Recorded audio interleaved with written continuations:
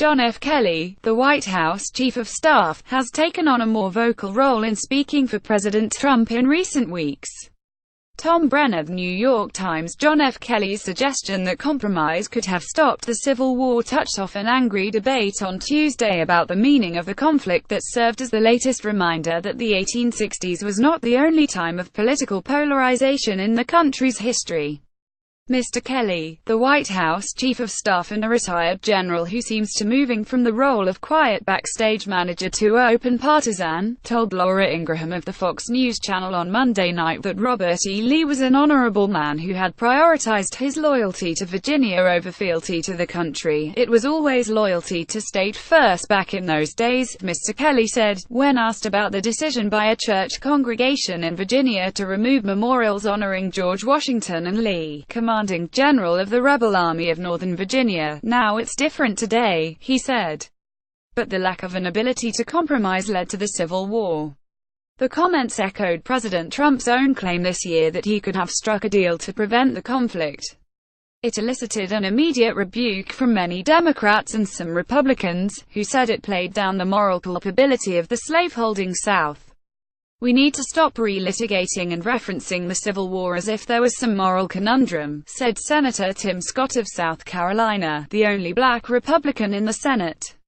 There was no compromise to make, only a choice between continuing slavery and ending it. Asked if the administration stood behind Mr. Kelly's remarks, Sarah Huckabee Sanders, the White House press secretary, defended the comments.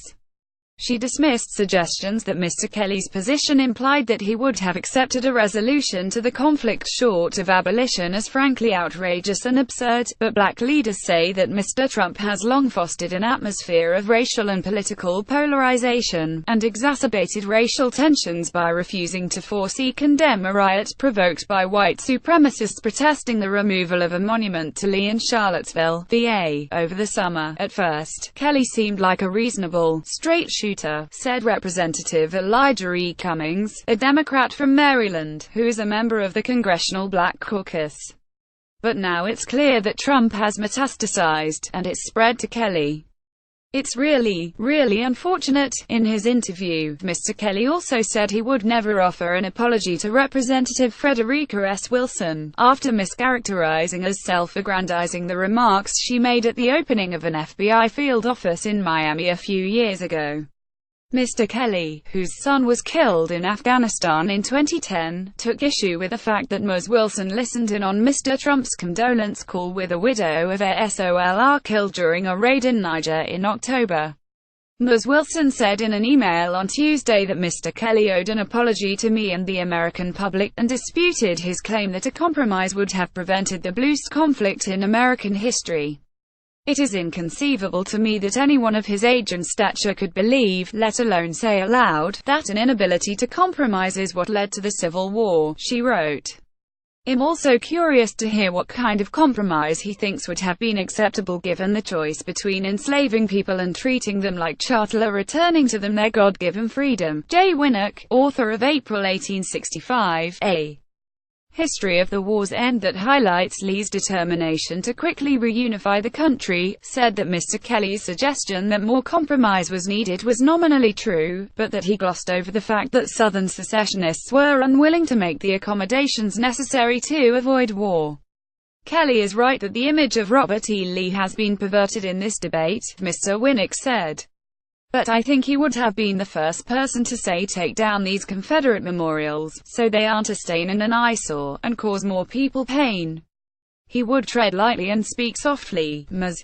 Sanders cited the historian Shelby Foote, who told the documentary filmmaker Ken Burns in 1990 that the war began because we failed to do the thing we really have a genius for, which is compromise. "Because you don't like history doesn't mean that you can erase it and pretend that it didn't happen," said Ms. Sanders, as reporters pressed her on whether she was suggesting that slavery should have been preserved in the interest of peace. But Mr. Burns had his own response. "Many factors contributed to the Civil War," he wrote on Twitter. "One cause it's slavery. Ms. Ingraham, a prominent conservative hosting her inaugural show on Fox, also defended Mr. Kelly, saying that his comments reflected the opinions of previous presidents of all political stripes. FDR referred to Robert E. Lee as one of our greatest American Christians and one of our greatest American gentlemen, she wrote in an email. John F. Kennedy referred to Lee's gallant failure, who urged those who had followed him in bravery to reunite America in purpose and courage. I stand with FDR and JFK, and so does General Kelly, she continued. Ms. Sanders left the White House briefing on Tuesday to a shouted question about whether she supported slavery, an extraordinary moment even in a room that has been an arena to frequent battles between Trump administration officials and the news media. She turned her back and walked back to her office in silence. She did not want to dignify the question with a response, according to a senior White House aide. Peter Baker contributed, reporting.